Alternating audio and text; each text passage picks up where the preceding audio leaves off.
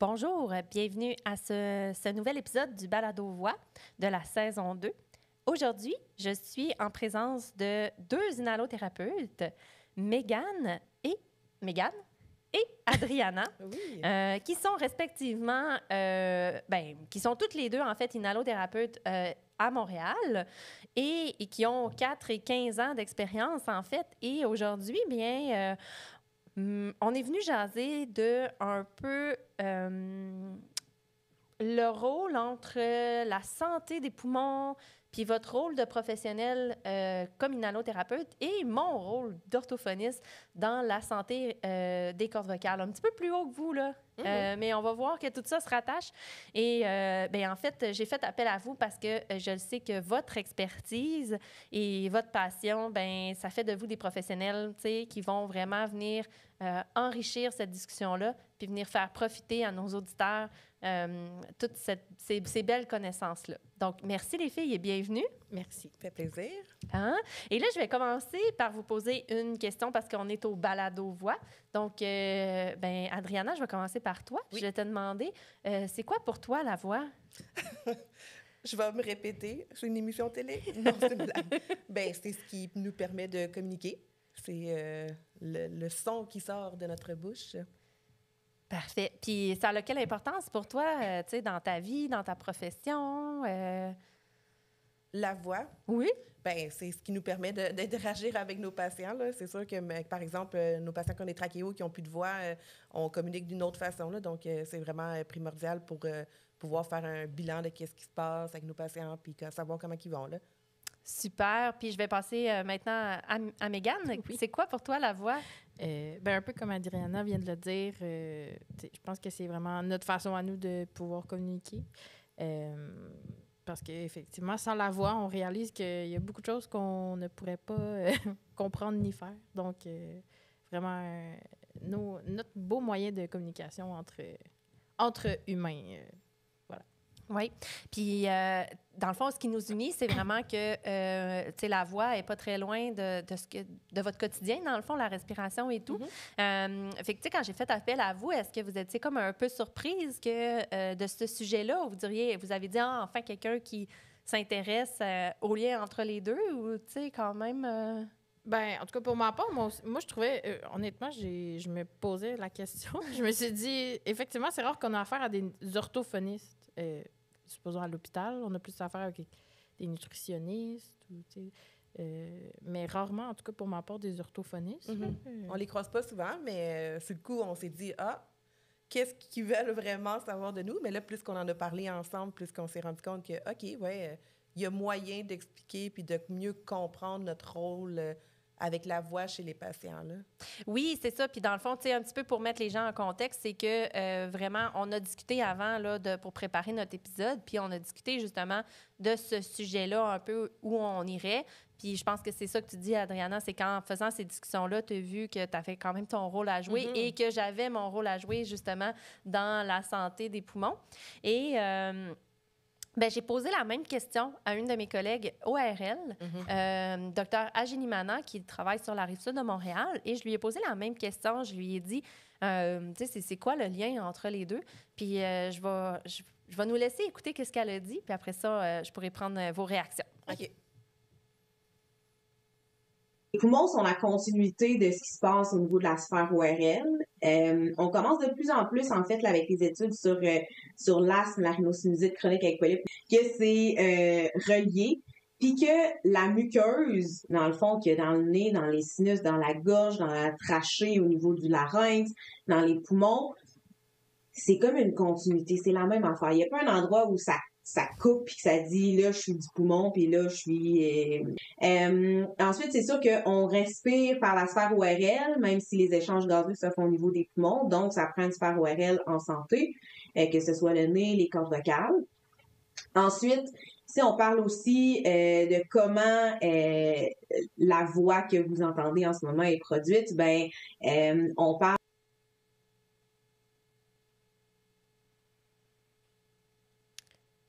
je pense que notre extrait il était incomplet, mais dans le fond, ce qu'elle disait, je vais juste vous remettre en contexte, ce qu'elle disait par rapport à ça, c'est que la façon dont la voix était produite, c'est qu'il y avait comme une continuité, en fait, par rapport au geste. Il y a le souffle en premier, puis après ça, ça vient coller sur nos cordes. Ben, tu sais, coller. Ça pousse de l'air au niveau des plis vocaux, puis ça les fait vibrer. Fait que, tu sais, pour moi, c'est assez clair qu'il y a une relation entre les poumons puis les cordes vocales. Mais est-ce que ça vous a allumé des petites choses, là, l'extrait qui parle un peu aussi des muqueuses? Là, j'ai trouvé ça drôle aussi quand elle a dit... Il n'y a pas un moment où ça dit c'est des poumons, puis un moment où ça dit c'est des cordes vocales. Là. Bien, effectivement. Je pense que tout ça est connecté ensemble. C'est sûr qu'on a... Bien, en tant que professionnel, oui, on sait chaque partie est où, mais quelqu'un qui n'a pas les connaissances par rapport à ça peut pas vraiment comme déterminer son air est rendu où. Lui, tout ce qu'il sait, c'est qu'il respire puis qu'il n'y a pas de difficulté ou, dans des cas, il y a de la difficulté. Donc, ça fait du sens, ce qu'elle a dit. Oui, c'est ça. Puis, tu sais, oui, ça fait du sens. Puis là, je voudrais vous poser la question, tu sais, comment ça se passe quand on respire? Parce que tu dis, tu sais, les gens n'ont pas nécessairement la connaissance de savoir où l'air elle est. Mais je pense qu'avant de parler, tu sais, de toute la santé de nos poumons, tout ça, c'est important de bien comprendre notre respiration. Qu'est-ce qui se passe quand on respire? Là? Quel mouvement se fait? C'est quoi le processus de la respiration? Bien, la respiration, c'est divisé en deux parties. On a l'inspiration, c'est quand l'air rentre dans nos poumons, et on a l'expiration quand l'air sort. À l'inspiration, on a plein de choses qui rentrent en jeu pour aider ça. Là. C'est la cage thoracique, mais dans la cage thoracique, il y a plein de petits... Bien, les muscles intercostaux, il y a le sternum, il y a plein voyons... Des muscles. Des muscles et des pièces, en fait, là, qui viennent aider à permettre l'air de rentrer dans les poumons. Puis le même principe à l'expiration. Le diaphragme vient jouer son rôle puis vient permettre à l'air de sortir. C'est là que les échanges se font, là. Grosso modo, là. Ouais. Oui, c'est ça. Puis c'est quoi la part de... Tu sais, tantôt, Dr Aginimana parlait que, tu sais, ça prend une sphère ORL en santé. La sphère ORL, là, c'est pour les gens, c'est vraiment le nez, la bouche, tu sais. Puis c'est quoi le lien entre une sphère ORL en santé puis des poumons, tu sais? Pourquoi c'est si important que, tu sais, pourquoi? Parce que c'est connecté ou il y a d'autres choses derrière ça? Le meilleur exemple que je peux donner, par exemple, un rhume. On commence avec le nez qui coule, on éternue, tout se passe en haut dans la sphère ORL, comme le docteur l'a précisé. Si le rhume il dégénère, on va avoir plus de sécrétions qui vont finir par couler dans le fond de la gorge et s'en aller dans les poumons. De là, ça va créer de la toux. La toux, c'est une manière de nos poumons de réagir, là, de défense, un système de défense de nos poumons. Donc, si on a un problème en haut, au niveau ORL, forte chance que ça va tomber dans les poumons puis que ça va venir créer d'autres problèmes comme la toux ou des infections même pulmonaires, des choses comme ça. D'où l'importance d'avoir... Quand on respire par le nez versus par la bouche, le nez va réchauffer, va purifier l'air qui entre dans nos poumons versus par la bouche, ben il y a tout le temps un risque que l'air soit plus sec, qu'il y ait plus de bactéries, virus qui peuvent passer par là. Donc, avoir un système, ORL bien fonctionnel. Je pense que ça a toute son importance pour que plus bas... puis pour venir... Exactement.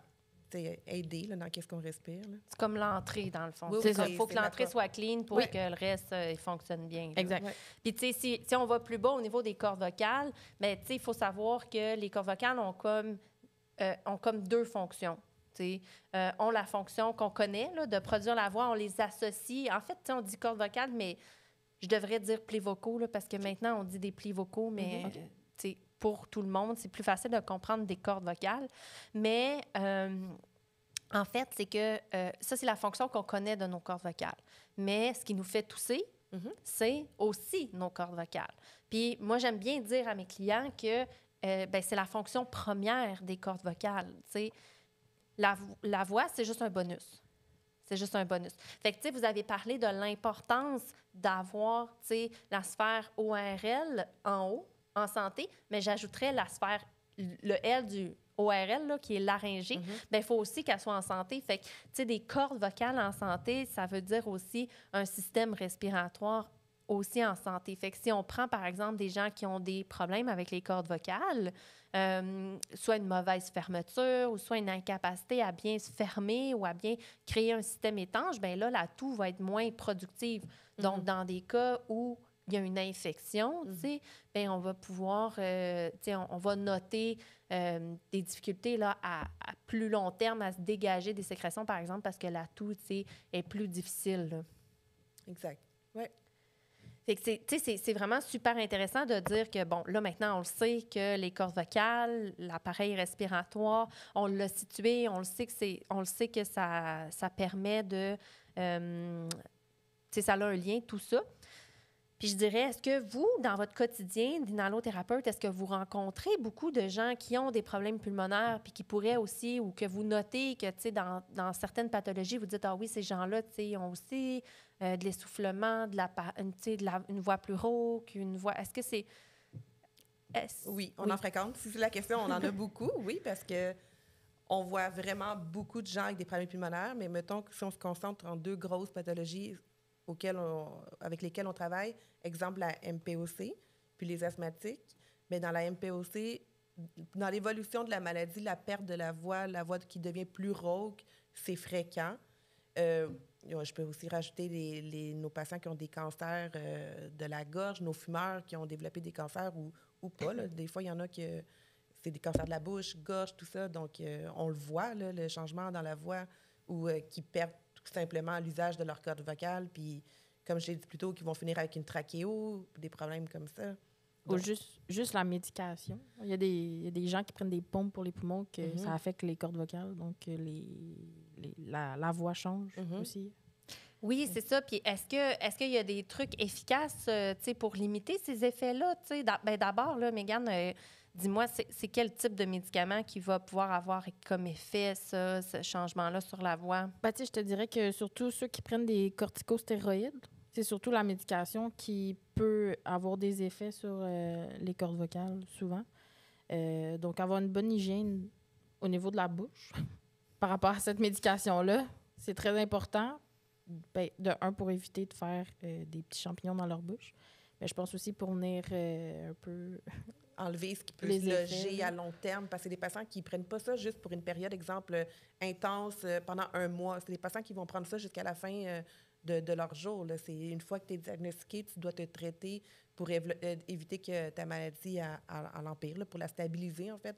Donc, c'est à tous les jours, c'est les corticostéroïdes, comme Mégane l'a dit. Fait qu'à long terme, c'est ça, ça vient jouer sur la voix, les cordes vocales. Oui, c'est ça. En fait, savez-vous qu'est-ce que ça fait directement sur les cordes vocales? Non, pas directement.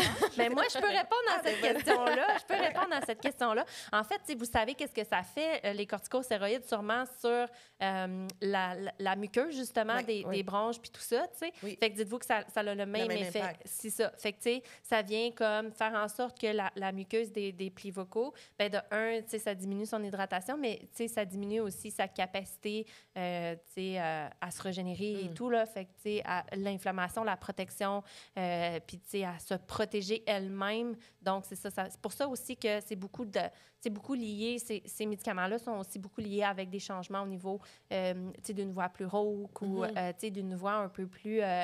on parlait, tu sais, souvent, on parle de la voix de fumeur, là. Ben, tu sais, c'est ça, en fait, c'est parce que c'est vraiment ça. C'est vraiment un effet sur la muqueuse épithéliale, là, des plis vocaux directement. C'est pour ça, c'est ça directement l'effet.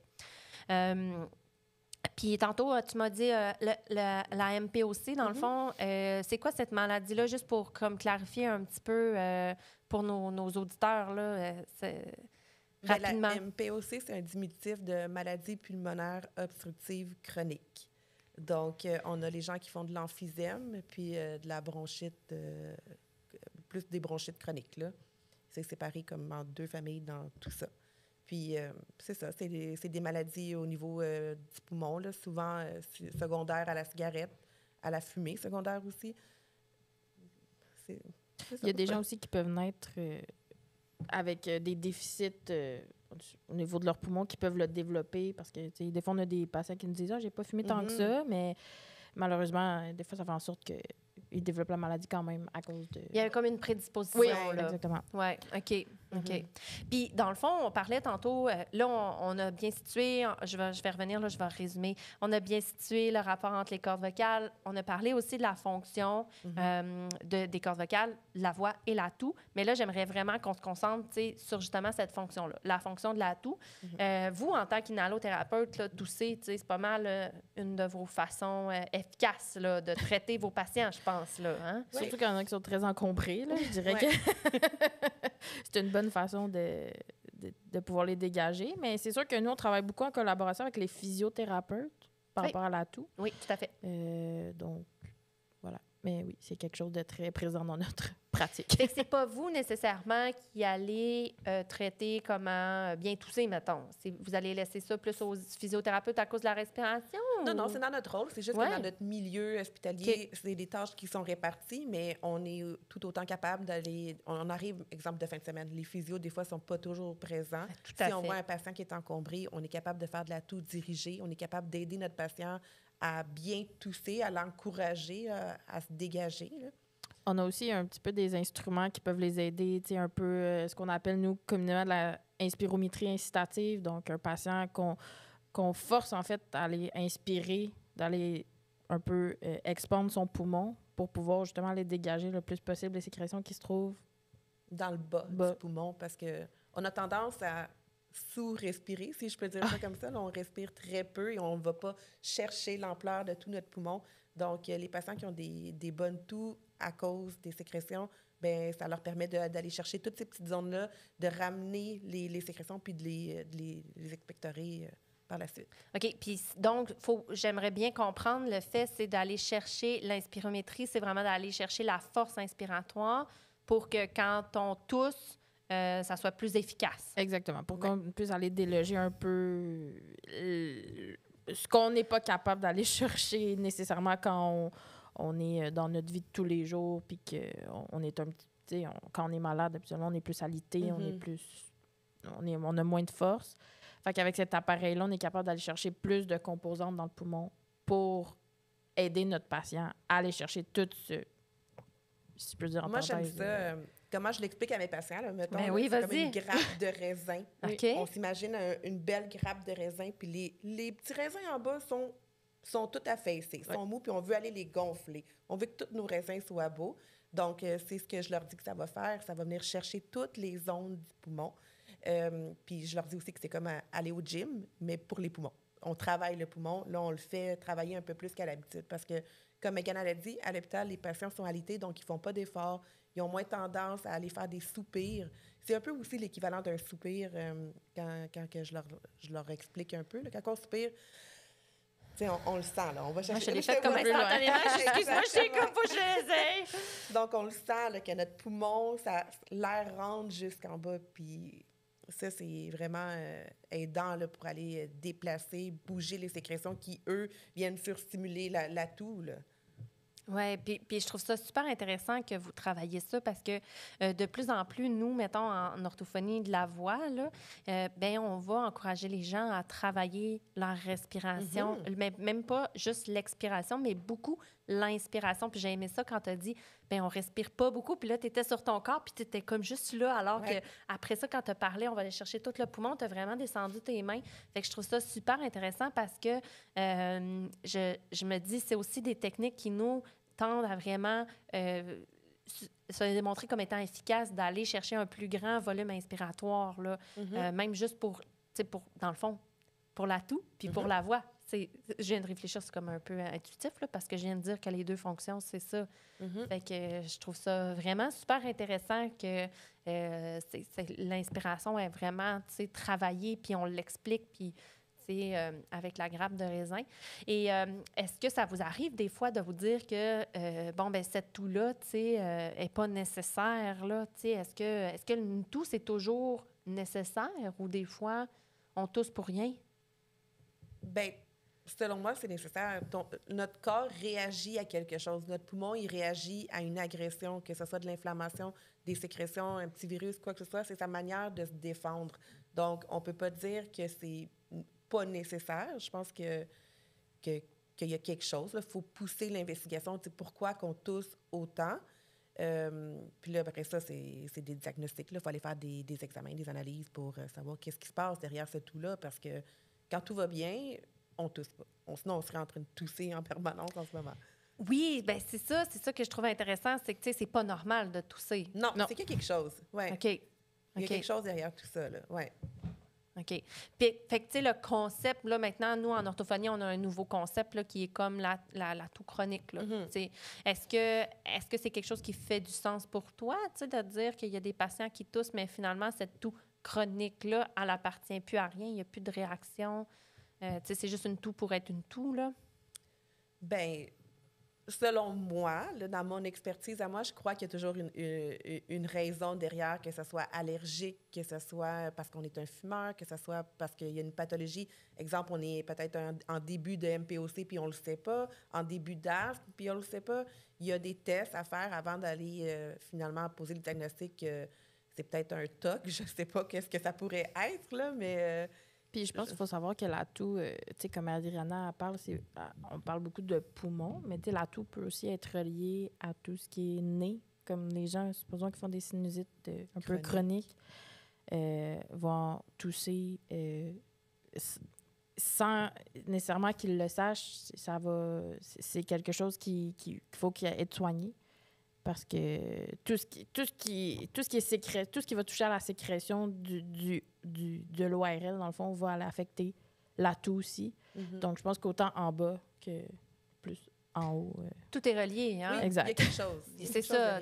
Tout est relié, en fait, là, parce que, tu sais, ben c'est ça. Là, tu parles de sinusite chronique, mais tu sais, ça peut être une rhinite postérieure. Une rhinite postérieure, c'est d'avoir des sécrétions en arrière, puis, tu sais, à cause des allergies, par exemple, ou... Fait que, mais oui, moi, je pense qu'il faut toujours comprendre que les cordes vocales sont dans le passage de... Mais sont au milieu des deux. Oui, ben c'est ça, tu sais. Fait que c'est sûr que c'est ça. Comme tu dis, c'est soit en haut, soit en bas. En tout cas, c'est en quelque part, c'est sûr. Puis je dirais même, j'ajouterais même que ça pourrait être juste un petit peu en arrière, là. Les patients qui font du reflux gastrique, là. Oui, c'est vrai, ça donne de tout. Ouais. Ça peut donner de la toux aussi. Fait que, tu sais, il peut avoir bien des raisons. Fait que quand tu as dit, tu sais, il y a bien des tests à faire avant de dire, tu sais, est-ce que c'est d'autres choses? Je pense que c'est super important de vraiment décrire ça, justement, comme étant un processus de je tousse, c'est pas normal de tousser, fait qu'il faut que je cherche le pourquoi. Ouais. Oh, ouais, c'est ça. Puis est-ce que vous rencontrez des gens que ça fait des années et des années qui toussent puis qui finalement, avec une toux plus productive ou avec une bonne médication, ils finissent par, comme, justement, contrôler un peu cette toux-là ou s'améliorer dans leur santé respiratoire? Ben, je pense qu'il y a beaucoup de gens qui s'ignorent, en fait. Je peux dire comme ça. OK. Comme ça. Tu sais, supposons... Dans on parle le déni. Oui, exact. Dans le déni.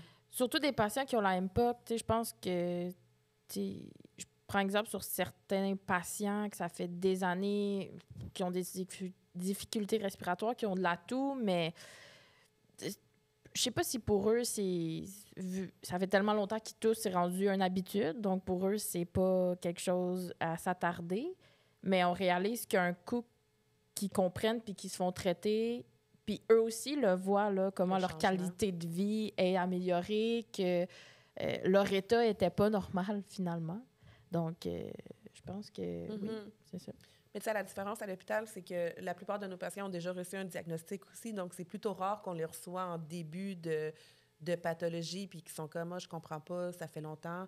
Il y en a quelques-uns, sont rares. Il y en a qui n'ont pas encore le diagnostic de MPOC, par exemple, si on prend juste cette pathologie-là, puis qu'on a le doute parce que ça fait peut-être dans les derniers 6 mois, 2-3 fois qu'ils viennent pour la même raison. Donc, dyspnée, toux, essoufflement. Donc, on se dit « OK, il a peut-être juste pas consulté pour ça » ou il n'y a pas de médecin de famille, ça ralentit le processus, peu importe, là, mais on lève souvent le red flag, comme on dit, aux médecins qui, eux, des fois, vont amener une consultation en pneumologie, puis là, ils vont pousser les tests, là.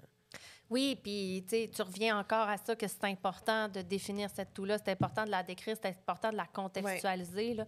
Je pense que c'est vraiment, c'est un message fort là, que tu passes, Adriana, dans le sens que faut pas laisser ça comme ça parce que ça a un impact sur la qualité de vie. Oui, Là. c'est pas normal Non, de tousser c'est à ça, tous les jours. c'est pas ça, normal. c'est ça.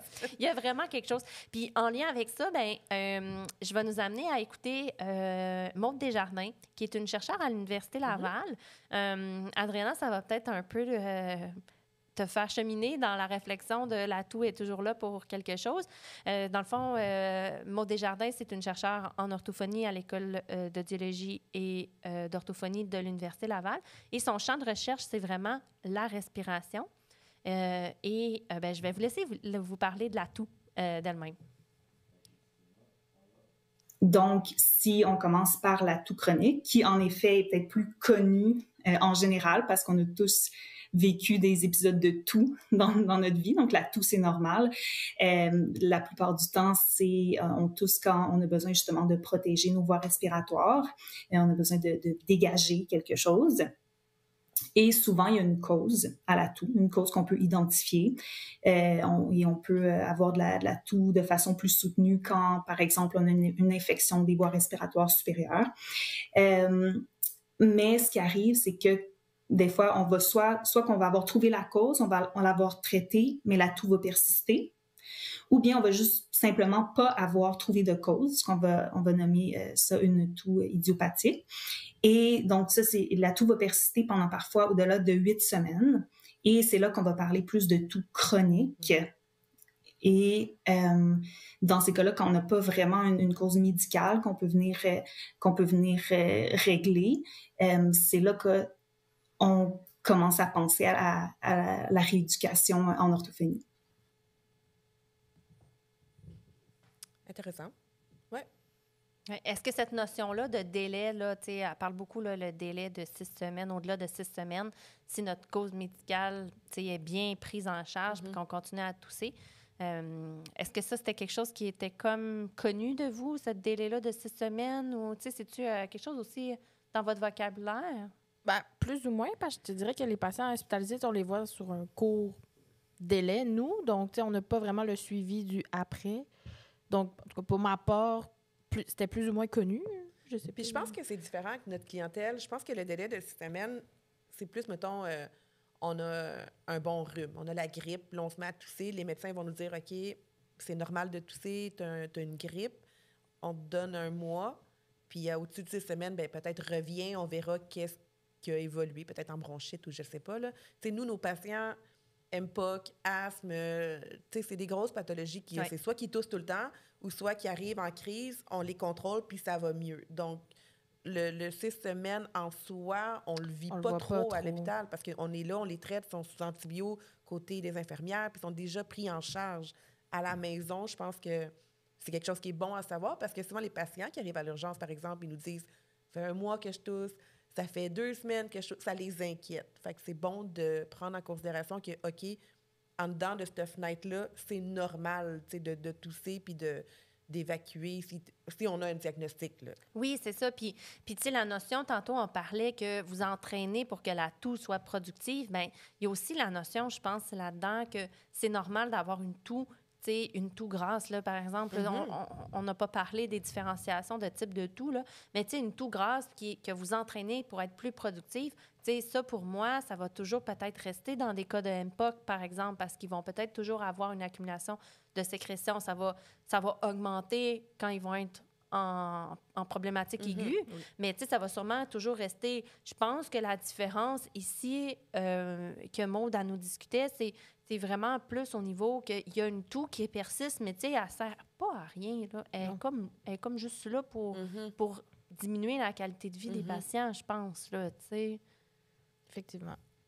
Dans notre pratique, en tout cas, là, je pense que c'est ça. Puis souvent, le suivi va être fait plus au niveau des... Bien, pour ceux qui en ont des médecins de famille par la suite, ou, il y a aussi des inhalothérapeutes qui travaillent plus en clinique, en soins à domicile. Fait que je pense qu'eux, ils ont plus comme cette expertise-là, contrairement à nous, en milieu hospitalier, qu'on a vraiment, c'est ça, plus en phase aiguë.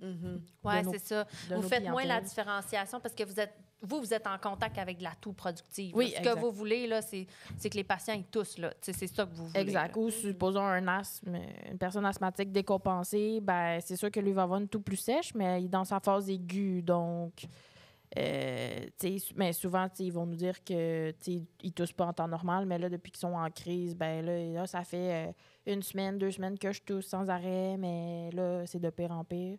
Mais souvent, ils sont bien contrôlés, mis à part. Oui, c'est ça. Ouais. Je trouve ça intéressant. Puis, tu sais, je me dis, d'où l'importance de comme prendre bien soin de notre respiration. Puis, tu sais, là, on a comme vraiment bien compris que la respiration, puis l'anatomie, la laryngée, la bouche, le nez, le larynx, c'est comme tout lié ensemble. Fait que, tu sais, j'ose dire, en tout cas, j'ose croire qu'on va comprendre que c'est important de prendre bien soin de tout ça, là. Oui. C'est important. Oui. Puis, je pense que, est-ce que vous vivez ce, tu sais, on dirait que les poumons, c'est comme vital, là. Tu sais, on ne pourra pas fonctionner sans poumons, là. Sans cœur ni poumons, c'est je ça. garantis qu'il n'y a Fait que, rien qui tu se sais, passe. en tant qu'inhalothérapeute, est-ce que les gens sont conscients qu'ils doivent prendre soin de leurs poumons ou... Oui, pas puis tout. non. Oui, ça dépend.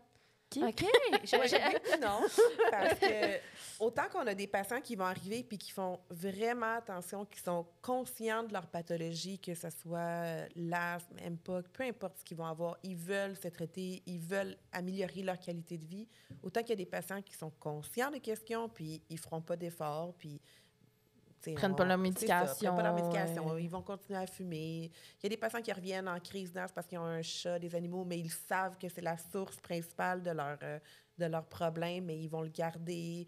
Ils feront pas, ils vont rien changer là, dans leur routine. Là. Fait on est entre les deux. Là. Mais on leur explique pourtant, puis on leur montre que... Plus d'une fois. Ouais, c'est quoi la problématique? Qu'est-ce qu'ils pourraient faire? Jusqu'à où ça pourrait s'aggraver? Mais il y en a qui sont... pas grave. Puis qu'est-ce qu'on peut faire pour prendre soin de nos poumons?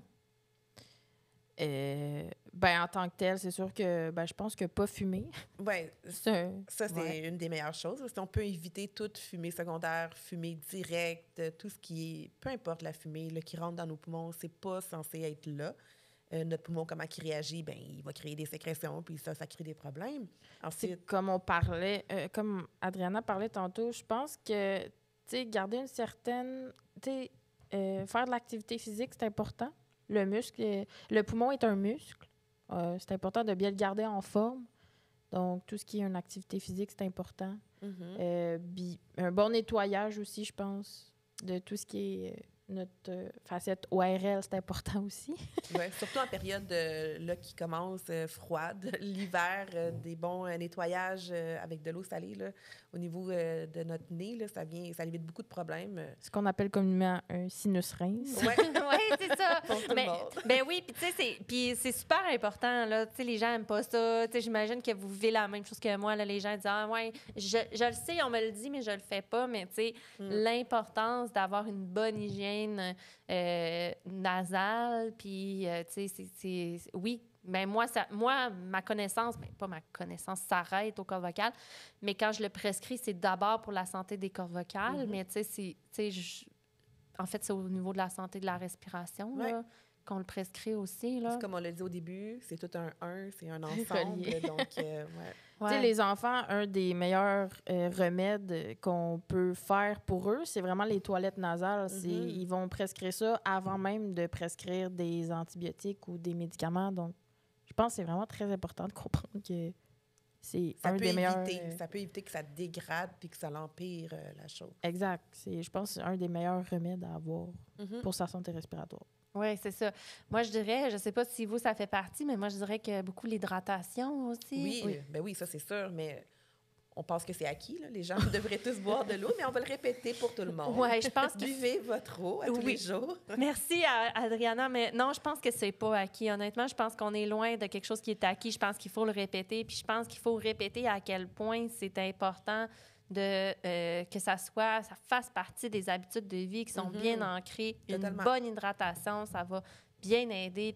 On parlait tantôt, en début d'épisode, Dr. Aginimana nous parlait des muqueuses, que c'est toute la même muqueuse. Bien, dans le fond, c'est parce qu'on l'hydrate toute aussi par de l'eau. Fait que cette muqueuse-là, si on boit de l'eau, bien, elle va être hydratée, suffisamment d'eau, elle va être hydratée partout correctement. Ça vient liquéfier les sécrétions. Aussi. Ça a vraiment un impact sur les sécrétions. Directement. Bien, c'est super. Je suis vraiment très contente qu'on ait abordé le sujet de la santé respiratoire, un peu le lien, que tout était lié. Je pense que c'est vraiment ça. On pourrait le répéter 40 fois dans l'épisode, que tout est lié. Mais je pense que c'est vraiment ça. Puis, tu sais, si j'avais mon mot d'orthophoniste, ben c'est aussi pour ça que nous, on intervient avec ces gens-là. Parce que, justement, tu sais, moi, je vais m'auto-proclamer et auto-proclamer mes collègues comme étant les plus grands connaisseurs de l'anatomie des cordes vocales. Fait que c'est sûr que quand on tousse, ben tu sais, il ne faut pas avoir peur de demander de l'aide d'une orthophoniste parce que, tu sais, c'est une fonction quand même qu'on connaît parce que de la nature de l'endroit où s'est situé les plis vocaux dans notre corps, ben tu sais, ça reste que on connaît ça parce que l'autre fonction, là, celle de la voix, on la maîtrise parfaitement, là. Donc, ben merci beaucoup à Adriana. Merci beaucoup, Mégane, d'être venue discuter avec moi de tous ces enjeux-là. Et bien, je vais vous dire à la prochaine parce que je suis certaine qu'il va y avoir plein d'autres sujets qui vont nous lier, hein, on est dit. Oui. On est connectés. On est connectés. On n'est pas trop loin.